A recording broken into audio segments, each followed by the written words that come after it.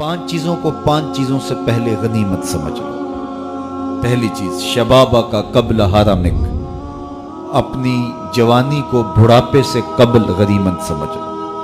آج جوانی ہے، اعضاء میں زور ہے، آج عبادت ریاضت کرنا چاہو، کسی دکھی کی مدد کرنا چاہو، کسی کے کام آنا چاہو، روزے رکھنا چاہو، نوافل کی ادائیگی کرو، جو بھی عمل خیر کرنا چاہو، تمہارے قوا تمہارا ساتھ دیں گے، لیکن بڑھاپے میں چاہنے کے باوجود بھی کچھ نہیں ہوگا۔ گئی جوانی آیا بڑھاپا تے جاگ پئیاں سب پیڑا، ہن کھایاں کچھ کم نہ آون سونف جوین ہریڑا۔ تو آج موقع ہے، جوانی کے لمحات ہیں، ان جوانی کو راہ خدا پہ ڈال دو۔ اور جوانی میں توبہ اللہ کو بڑی محبوب ہے۔ ایک روایت میں آتا ہے، جب جوان توبہ کرتا ہے خوشی سے اللہ کا عرش جھوم اٹھتا ہے، عرش الہی جھوم اٹھتا ہے جوان کی توبہ سے۔ فرمایا میں اللہ کا حبیب ہوں، اور پھر فرمایا جو جوان جوانی میں توبہ کرے وہ بھی اللہ کا حبیب ہے۔ کتنی بڑی بات ہے۔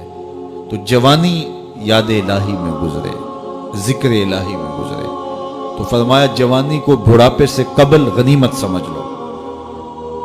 پھر فرمایا صحت کا قبل سقمک، اپنی صحت کو بیماری سے قبل غنیمت سمجھ لو۔ صحت کے لمحات میسر ہیں، بیماری آتے دیر نہیں لگتی، تو صحت کو غنیمت سمجھتے ہوئے بھرپور فائدہ حاصل کرو اور کوشش کرو، محنت کرو راہ خدا میں آگے بڑھنے کی۔ وغنا کا قبل فقرک، تیسری بات ارشاد فرمائی، اپنے غنا کے دور کو، مال و دولت کی فراوانی کے زمانے کو غنیمت سمجھو فقر سے قبل۔ کہتے ہیں غربت آتے ہوئے دیر نہیں لگتی، اوپر جاتے ہوئے وقت لگتا ہے، اوپر سے نیچے آتے ہوئے وقت نہیں لگتا۔ تو فرمایا کہ دولت تمہیں میسر ہے تو اس دولت کو کام میں لاؤ، دولت کو سنبھال کے نہ رکھو، یہیں رہ جائے گی۔ ایک کفن ایسا لباس ہے جس کو کوئی جیب نہیں ہے، یہاں سے کچھ کسی نے لے کر نہیں جانا، اور نہ آج تک کوئی لے کے گیا جانا۔ سکندر گیا جب دنیا سے تو دونوں ہاتھ خالی تھے۔ تو اصل وہ ہے جو ہم ساتھ لے کے جائیں گے۔ میرے حضور نے فرمایا، ابن آدم کہتا ہے مالی مالی مالی، میرا مال میرا مال۔ فرمایا اس کا مال وہ ہے جو اس نے کھایا یا پہنا اور پرانا کر دیا یا اس نے آگے بھیج دیا۔ فرمایا باقی اس کا نہیں ہے، یہ اس کے وارثوں کا ہے، وہ کفن بھی میلا نہیں ہونے دیں گے کہ بانٹ لیں گے۔ تو فرمایا غنا کے زمانے کو غنیمت سمجھو فقر سے قبل۔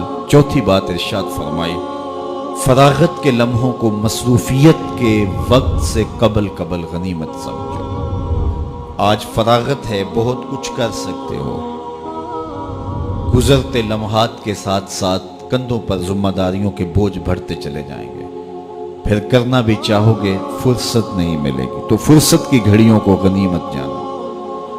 پانچویں چیز ارشاد فرمائی، وحیاتک قبل موتک، اور اپنی زندگی کو موت سے قبل غنیمت سمجھو۔ آج زندگی ہے، چلو بیماری سہی، اعضاء مدمحل سہی، فراغت نامیسر سہی، دولت نہیں سہی، کوئی بات نہیں ہے، اس کے حضور آنسو تو بہہ سکتے ہیں، اپنے گناہوں کی معافی تو مانگی جا سکتی ہے، جس طرح بھی بیٹھ کر کے لیٹ کر کے اس کے حضور عبادت کا رنگ تو اختیار کیا جا سکتا ہے۔ وضو نہیں ہو پاتا، اعضاء ساتھ نہیں دیتے، تیمم تو ہو سکتا ہے، لیکن ایک وقت آئے گا یہ سہولت بھی چھن جائے گی، یہ فرصت بھی باقی نہیں رہے گی۔ بندہ حشر کے دن جب پھنسے گا تو پھر کہے گا مالک ایک مہلت دے دے، دوبارہ دنیا پہ جاؤں، سجدے سے سر نہیں اٹھاؤں گا۔